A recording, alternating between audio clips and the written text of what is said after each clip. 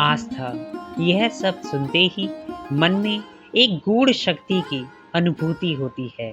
एक ऐसा भाव जो हमें निराशा के गहरे अंधकार में भी उम्मीद की एक किरण दिखाता है।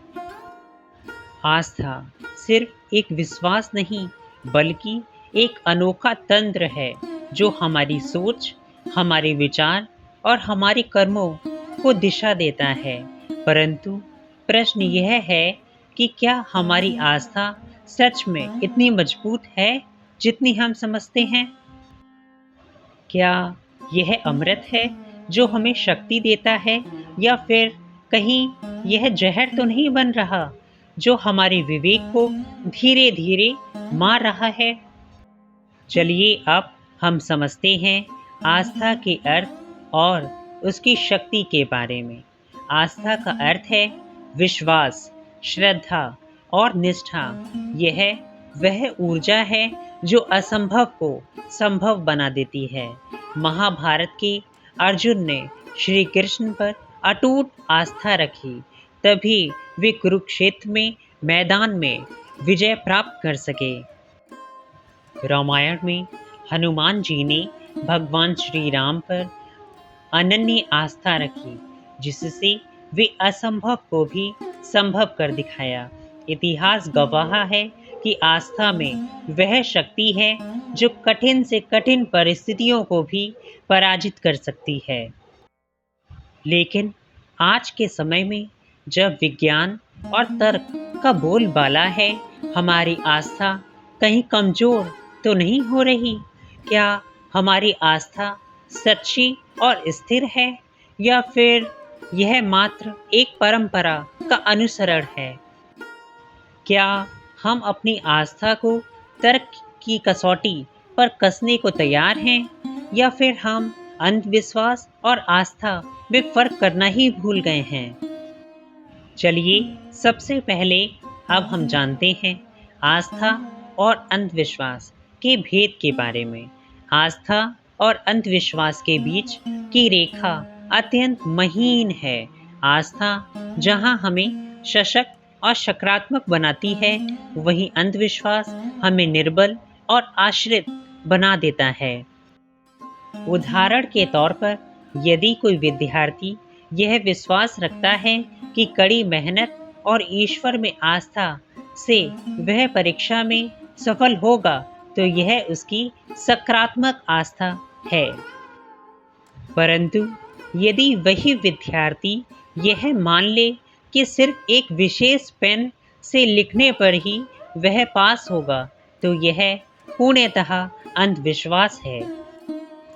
आज के समय में आस्था और अंधविश्वास इतनी बारीकी से जुड़े हुए हैं कि लोग उन्हें पहचान ही नहीं पाते। मंदिर में जाकर दीपक जलाना आस्था है, लेकिन विशेष संख्या में दीपक जलाने से ही मनोकामना पूर्ण होगी, यह अंधविश्वास है। हमारी आस्था तब जहर बन जाती है जब वह हमें विवेकहीन बना देती है। चलिए अब हम जानते हैं आस्था शक्ति है या बाधा।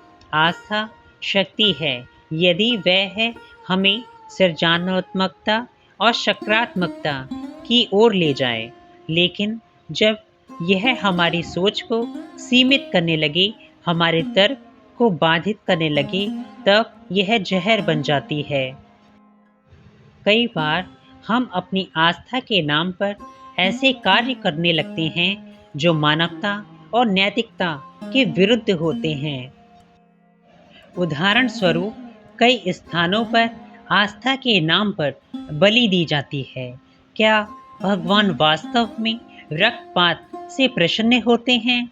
क्या यह हमारी अज्ञानता और अंधविश्वास का प्रमाण नहीं है?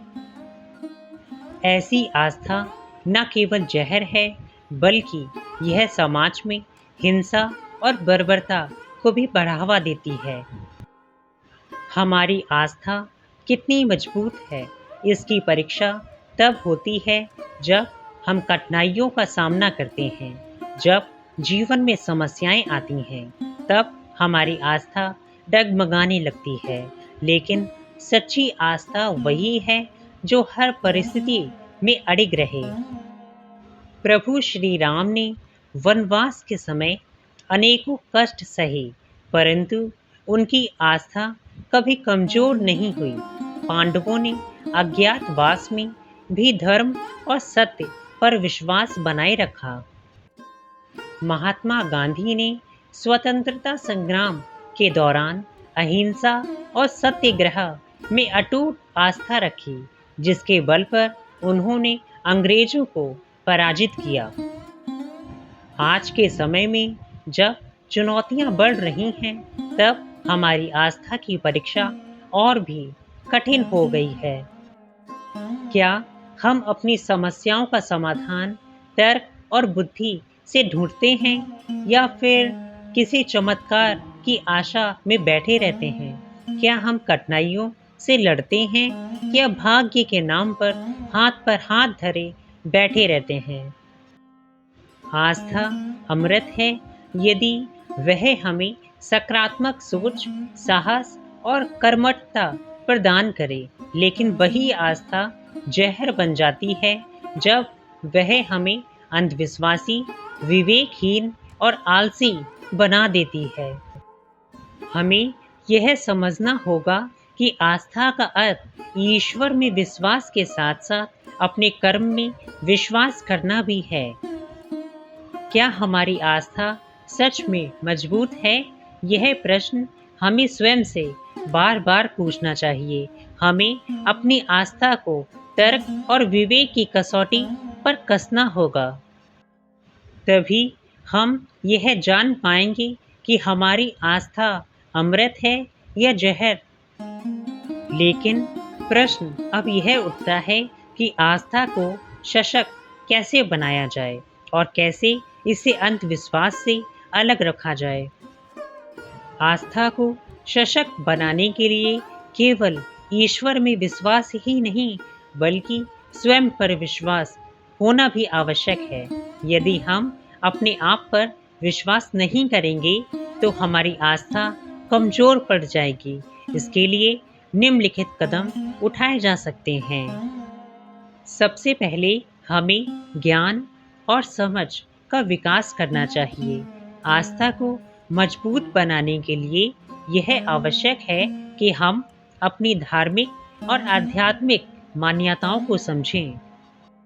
इसके लिए हमें धार्मिक ग्रंथों का अध्ययन करना चाहिए, जिससे हमें अपनी आस्था के वास्तविक अर्थ का ज्ञान हो सके।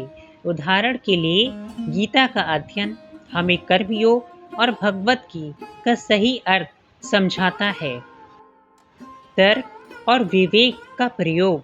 आस्था का अर्थ यह नहीं है कि हम तर्क और विज्ञान को नकार दें। सशक्त आस्था वही है जो तर्क और विवेक के साथ समन्वय बनाए रखे। यदि कोई परंपरा या विश्वास हमारी समझ में नहीं आता, तो हमें उस पर सवाल उठाने का अधिकार है।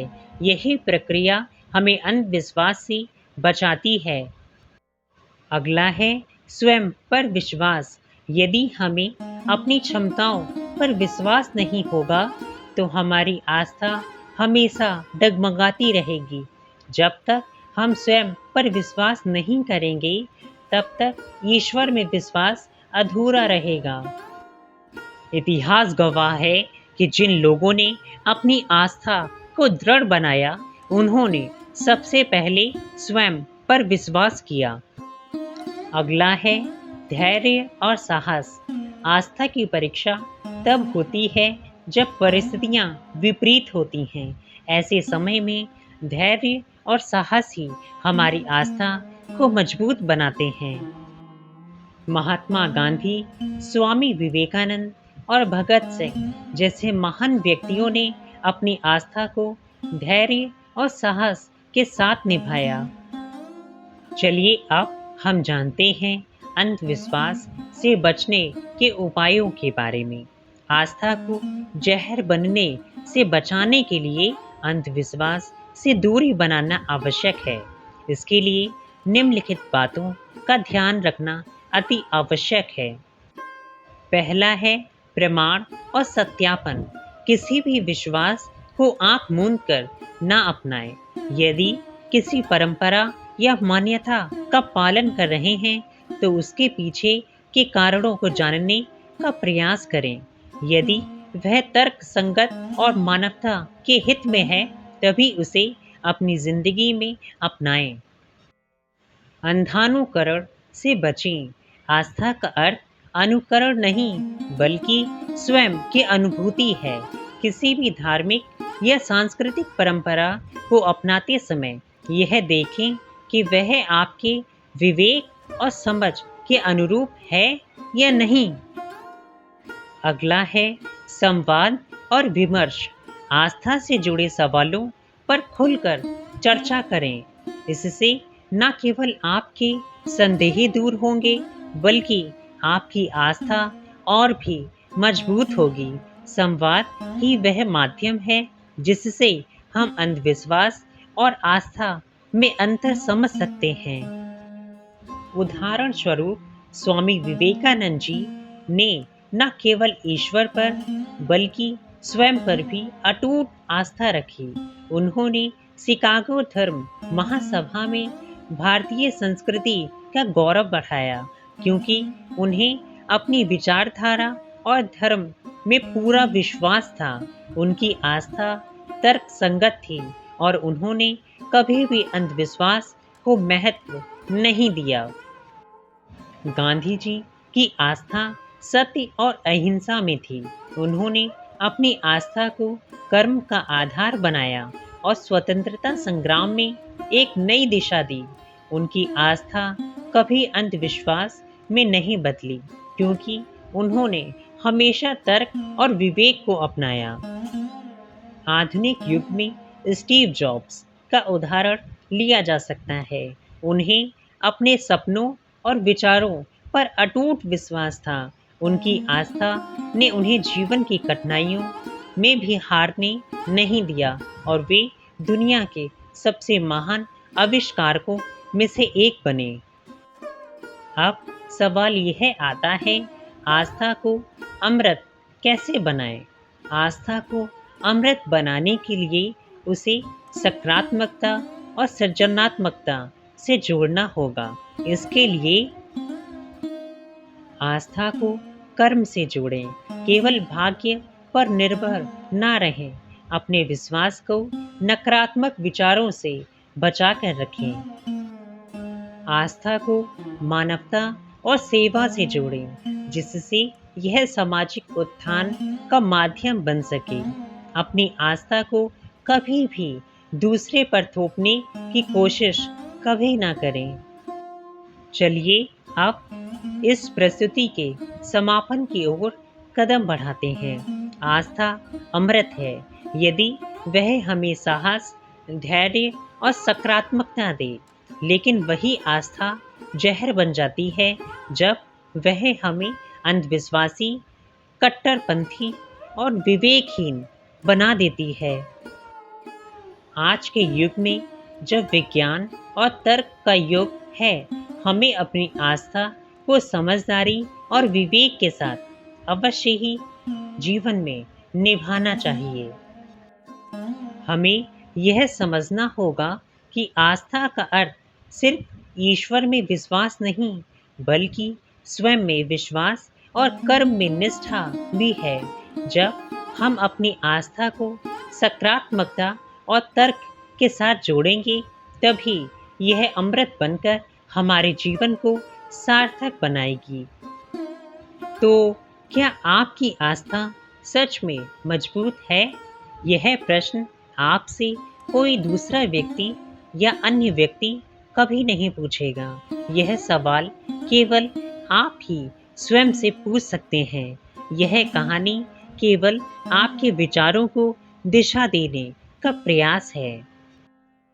आस्था को अपनी शक्ति बनाइए, ना कि अपनी कमजोरी। तर्क, विवेक और सकारात्मकता के साथ अपनी आस्था को निभाइए क्योंकि सही आस्था ही सच्चा अमृत है। अगर आपको यह कहानी पसंद आई हो तो अपने विचार हमारे साथ जरूर साझा करें।